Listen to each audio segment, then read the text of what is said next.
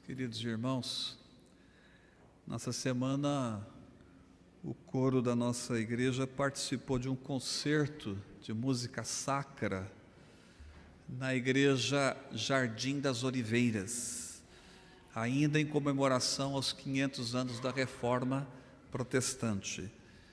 E eu quero dizer que foi realmente um momento brilhante, música do mais alto nível. Então, deixo aqui os parabéns ao coro geral da igreja. E nesse espírito um tanto musical, eu pensei em fazer uma reflexão nesta manhã em algo que abordasse a música de uma certa maneira. E eu falo uma pequena reflexão porque o assunto é vastíssimo. Então, música e reforma à luz das Escrituras. Música e reforma à luz das Escrituras. E eu quero convidar os irmãos a ficarem em pé. Eu vou ler aqui o Salmo de número 148.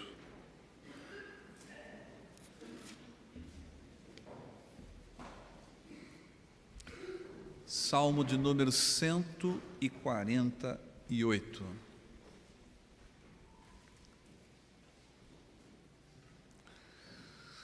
A palavra do nosso Deus nos diz o seguinte: Aleluia! Louvai ao Senhor do alto dos céus, louvai-o nas alturas, louvai-o todos os seus anjos, louvai-o todas as suas legiões celestes, louvai o sol e lua, louvai-o todas as estrelas luzentes, louvai-o céus dos céus e as águas que estão acima do firmamento, louvem o nome do Senhor, pois Ele mandou e foram criados, e os estabeleceu para sempre, todo sempre. Fixou-lhes uma ordem que não passará.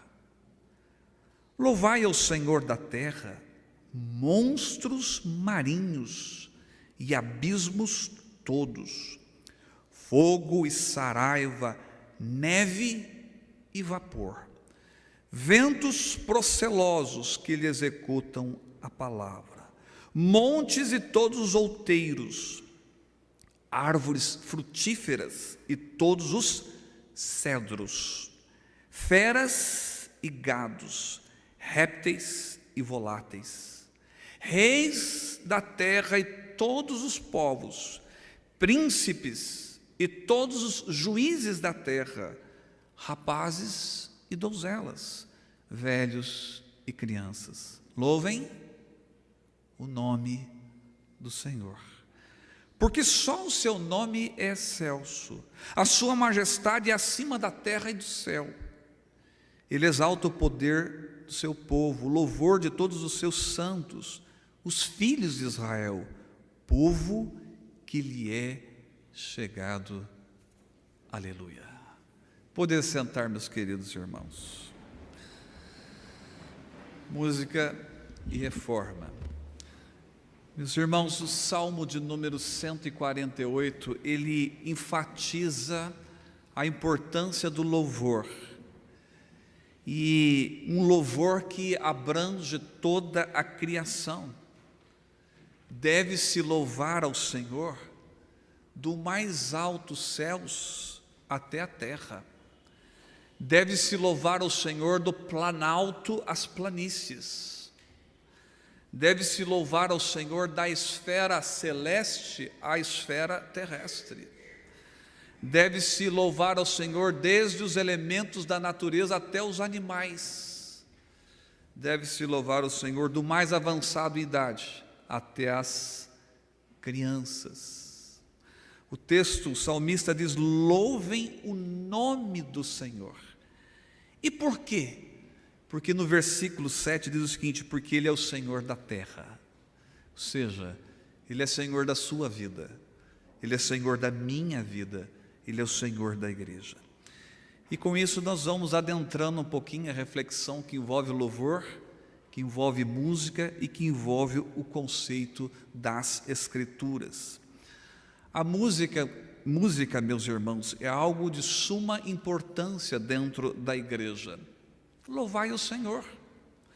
E uma das maneiras de louvar ao Senhor é justamente através da música. Se um político escocês do século XVIII disse: deixe-me escrever as canções de uma nação, e não se preocupe com quem faz as suas leis. Ora, se a música tem importância para uma nação, imagine para uma igreja. Então, realmente, o tema música é importantíssimo. E a reforma, ela teve um papel muito decisivo, importante nesse ministério. Porque a reforma não foi apenas uma reforma do âmbito teológico e educacional, mas também foi na área musical. Lutero reconheceu o valor inestimável da música e levou adiante a reforma musical. Música, reforma e escritura. Louvai ao Senhor. Eu quero pensar em algumas coisas a respeito de música, reforma e escritura. Uma delas é o seguinte: música é presente de Deus. Louvai ao Senhor. E uma das maneiras de se louvar a Deus é através da música. Música é presente de Deus. Lutero escreveu que música é donum divinum, dom de Deus. Na epístola de Tiago, ele já disse há séculos isso, que todo dom, todo presente vem de quem? Vem de Deus. E a música é um presente de Deus para você, para mim, para a sua igreja. Por ser um presente de Deus, Lutero amou tanto a música, que um dia, escrevendo a um amigo, e um amigo que era músico, em 1542 ele disse: eu formo teólogos, mas como eu gostaria de formar filósofos e músicos. Tamanha sua paixão pela música. E ele ensinou a igreja sobre a música e valorizou esse ministério. Então, música é presente de Deus. Existe uma alegoria judaica, meus queridos, contada por um escritor judeu, Elie Wiesel, e eu acho interessante a alegoria que ele faz ligando a música com a sua origem divina. E a parábola diz assim, que quando Deus se manifestou a Jacó, naquela escada que havia entre a terra e os céus, e que os anjos subiam e desciam, a alegoria diz o seguinte, que quando terminou a revelação, os anjos esqueceram de tirar a escada. E aí então diz que as notas celestiais começaram a descer até os seres humanos, pelos quais Deus veio falar com a gente. Achei belíssima ilustração. E por isso não era uma escada, mas uma escala musical. Elie Wiesel escreve isso num dos seus livros. O que mostra, pela literatura, o quanto a música tem a sua origem o quê? Divina. Ele é um presente de Deus, para você, para mim, para a igreja. Louvai o Senhor. E uma das maneiras de se louvar o Senhor é através da música. E a música está presente na criação.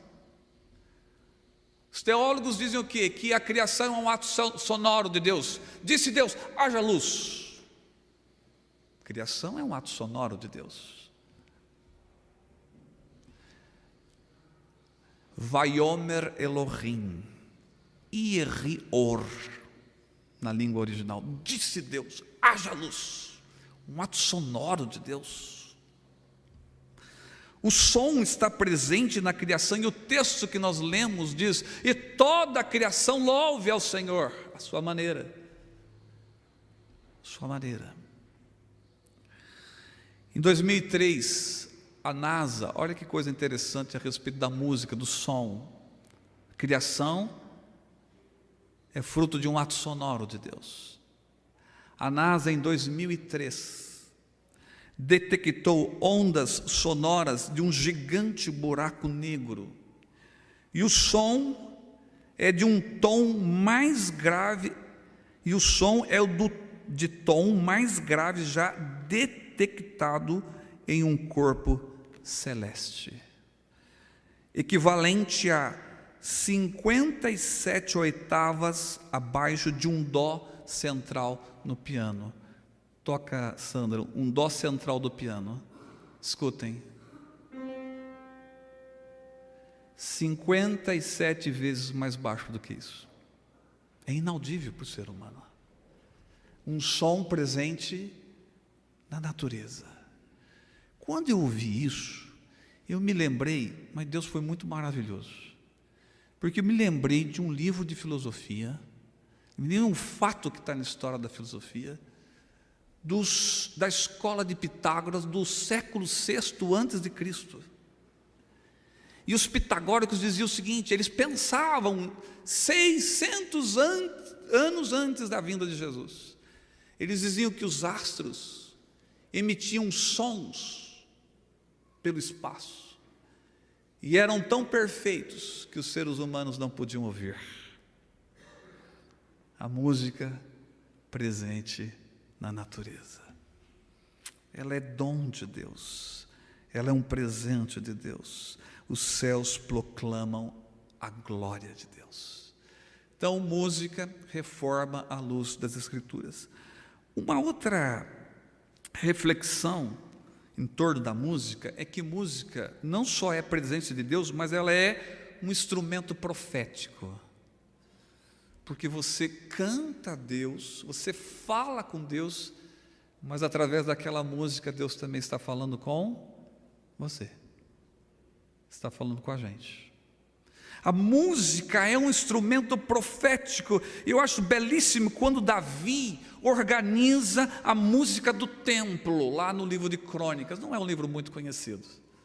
Lá no livro de Crônicas, ele nomeia músicos, ele escolhe instrumentos que deveriam ser tocados no templo a posteriori, que seria levantado. Mas quando ele está ajeitando os músicos, o nome dos músicos, as pessoas, ele usa um verbo lá no capítulo 25 de Crônicas, sobre a música. E lá diz o texto: para que vocês profetizem. Profetizem com a música. Ou seja, deixa muito claro que a música profetiza. E curiosamente é da mesma raiz que a palavra profeta em hebraico. O que o texto está dizendo é o seguinte: a música, ela transmite coisas de Deus. Quando nós cantamos aqui na igreja, e tem alguém presente, nunca ouviu falar de Deus e de seu Cristo, enquanto cantamos, a música está profetizando, falando ao coração. E curiosamente no texto original não está na voz ativa, mas está na voz reflexiva, ou seja, profetiza porque há uma ação espiritual. Então a música é um instrumento profético, ela fala ao nosso coração por uma ação mediada pelo seu Espírito Santo. Na opinião do compositor alemão Schumann, do século XIX, ele diz o seguinte: o compositor é um profeta, está compondo, está criando a sua música, ele está fazendo o papel de um profeta. E quando aquilo é tocado, quando aquilo é cantado, está transmitindo uma mensagem, no caso da música religiosa, mensagens de Deus para o nosso coração. Emil Cioran, que é um escritor romeno e um agnóstico, mas ele escreveu num dos seus livros chamado Lágrimas e Santos, uma coisa que é muito interessante. Ele colocou o seguinte: quando se escuta Bach, o que é que você vê? E ele diz: quando se escuta Bach, você vê nascer Deus. Nascer Deus. Ele é um agnóstico. Quando se escuta um oratório, uma cantata ou mesmo uma paixão, ele chega à conclusão dizendo: Deus deve existir. Você acabou de ouvir uma música de Bach, ele conclui: Deus deve existir. E ainda escreve: e pensar que tantos filósofos e teólogos desperdiçaram noites e dias a procurar provas da existência de Deus, esquecendo a única. Qual é? A música. Se ouve uma música, não, só pode existir Deus. Claro que a música é dom dele, é presente dele para você e para mim. Música é dom de Deus, mas também é um instrumento profético. Instrumento profético. E falando em Bach, eu devo dizer uma coisa aqui. Em 1977, entre as coisas que os Estados Unidos mandou para o espaço, num programa de exploração espacial, então eles mandaram para o espaço saudações em muitos idiomas, fotos da Terra, sons de animais, de pessoas humanas, das mais variadas línguas. E entre as coisas que eles mandaram em 1977 foi um CD de Bach. Por quê? Porque se houver vida extraplanetária, então que eles possam conhecer o que há de melhor entre os mortais. Então a música, ela é presente de Deus. Ao mesmo tempo que ela é um instrumento profético, ela fala ao nosso coração. Nós cantamos para Deus, falamos com Deus através da música e Deus fala conosco, porque Ele profetiza. Para Lutero, ou melhor, por que Lutero deu tanta importância para a música no século XVI? Porque para ele música é a viva voz do Evangelho. Viva vox Evangelii. Ela fala do Evangelho, ela fala de Deus, ela fala de Cristo, profético. Para Lutero, a música é um instrumento para anunciar a palavra. Não é para anunciar qualquer coisa, mas para anunciar a palavra. Por isso, uma coisa que Lutero fez, ele se cercou dos melhores músicos e poetas para fazer coisa boa, para a igreja cantar. Não que ele tenha rejeitado as tradições musicais, não, ele não rejeitou. Havia a polifonia, havia o canto gregoriano, uma outra grande tradição da época da Reforma, a metrificação dos salmos. O que Lutero fez? Combinou tradição, ele e os outros que vieram após ele. Combinou tradição com o canto congregacional. O que ele fez? Fez a igreja cantar. Fez a igreja cantar. E um dos maiores biógrafos de Lutero, entre aspas, diz o seguinte: o povo de Lutero aprendeu a cantar. Então, música é presente de Deus. Mas música também é um instrumento profético. Você fala com Deus e Deus fala também ao nosso coração. Louvai o Senhor, louvai o nome do Senhor, o ser de Deus, o nosso Redentor, o nosso Criador. E não é sem razão que Lutero compôs várias canções e criou também o coro alemão. Criou o coro alemão, né? Fez a igreja cantar.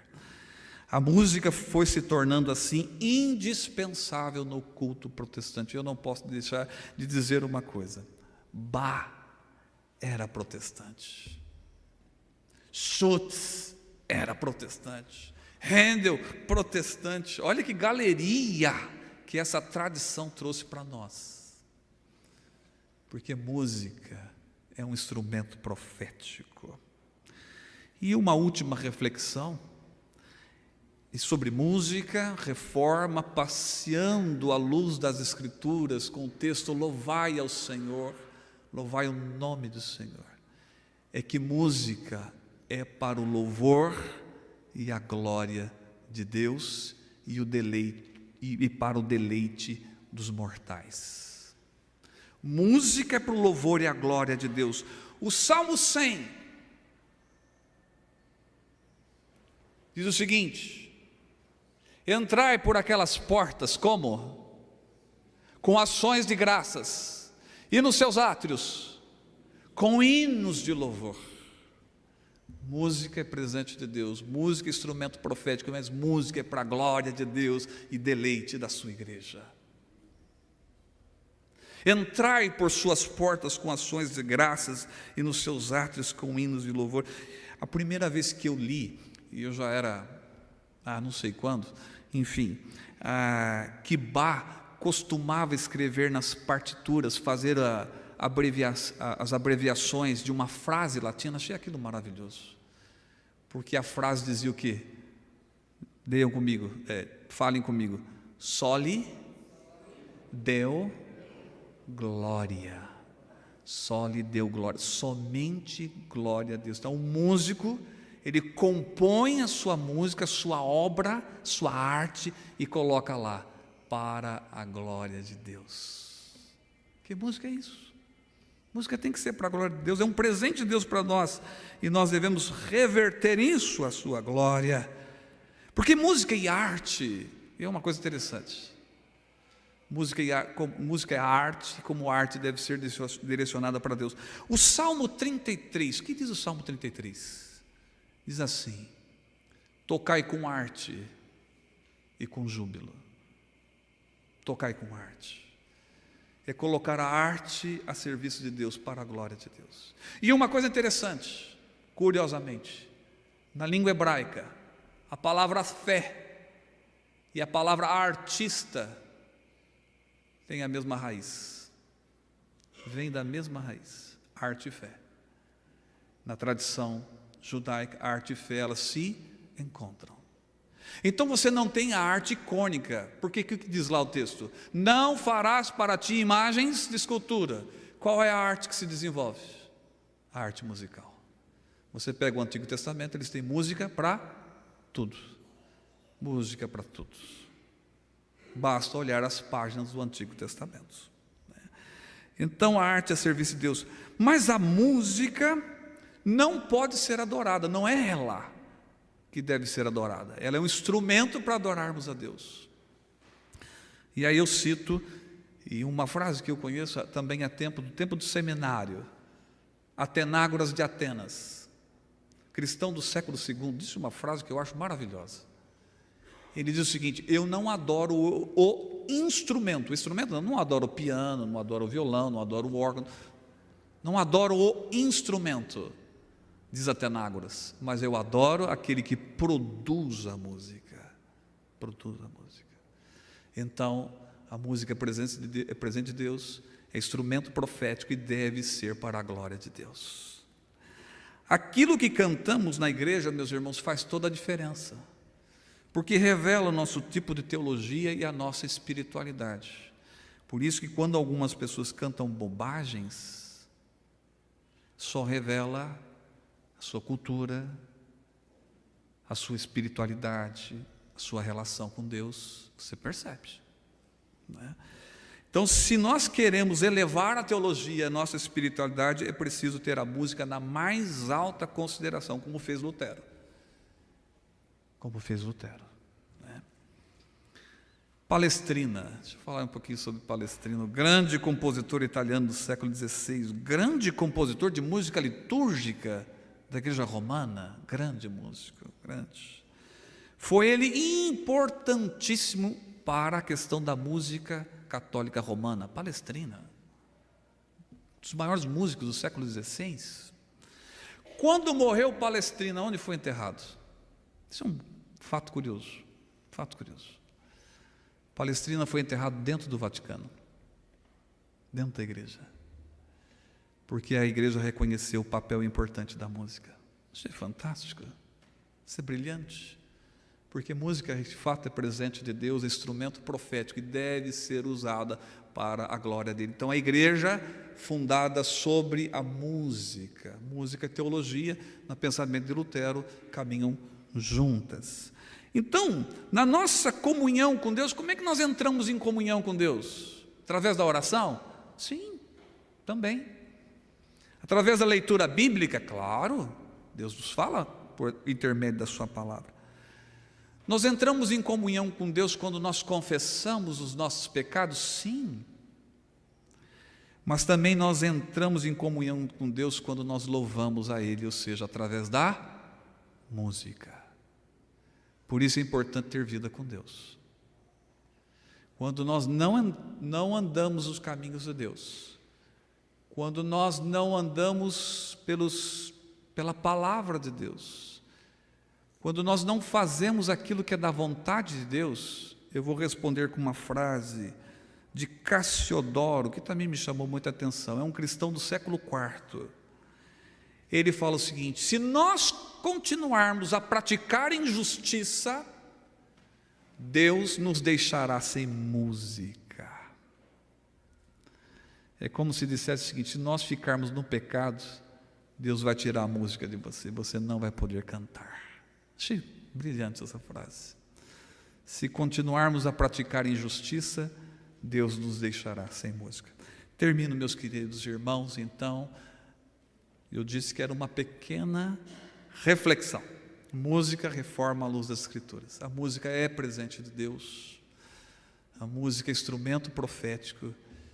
E a música, ela é para a glória de Deus e o deleite da sua igreja. Louvai o Senhor. Louvai o nome do Senhor, agora e para sempre. Amém. Amém.